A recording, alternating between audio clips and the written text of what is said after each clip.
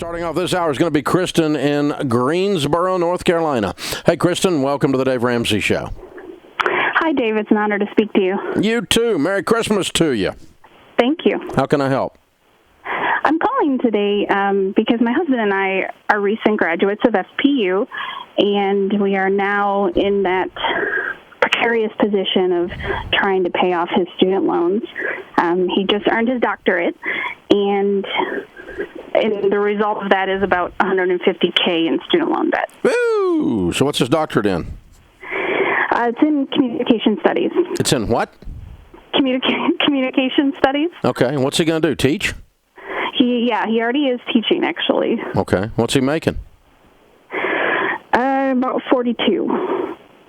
I'm sorry, professors don't make 42 with PhDs. It's a contract position, so he's just starting out, unfortunately. Yeah, like 142 is what I want him to be making. So when's he getting that job? Oh, he's already started. No, the $142,000 job. Oh, you don't go spend $180,000 to work for 42. Right. Yeah. So, and with my salary added on to that, we're at about 72. Okay, I really got to stay on this career thing because I'm really disturbed. You are telling me that he is going to be making north of 100 as a professor. I hope someday, yeah. No, darling, that's starting out. Yeah.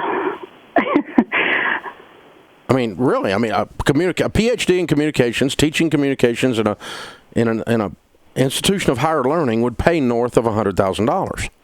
Mm-hmm. That's the going rate. I mean, that's the going rate. Why in the world would you do anything else after going to all this trouble and spending all this money? Yeah. Why? What's your hesitation? I don't understand. He tried. We've tried to find positions that were better paying than this, and this was really the only thing we were able to line up, I guess. He was on the market for quite a while, and there's just a lot of people applying for the same positions in his field. Okay. Well, we've got to work on this because you guys have spent so much money on this that you don't have a choice. He's got to go make more money than this. Yeah. And so his job hunt is ongoing until he lands something north of 100. Mm-hmm.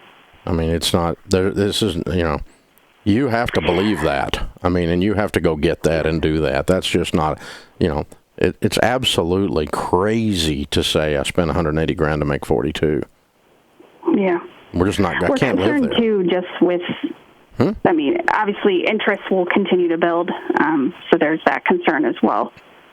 Yeah, but the concern is that making $70,000, you guys have $200,000 in debt, and you shouldn't be making $70,000. You ought to be making $170,000.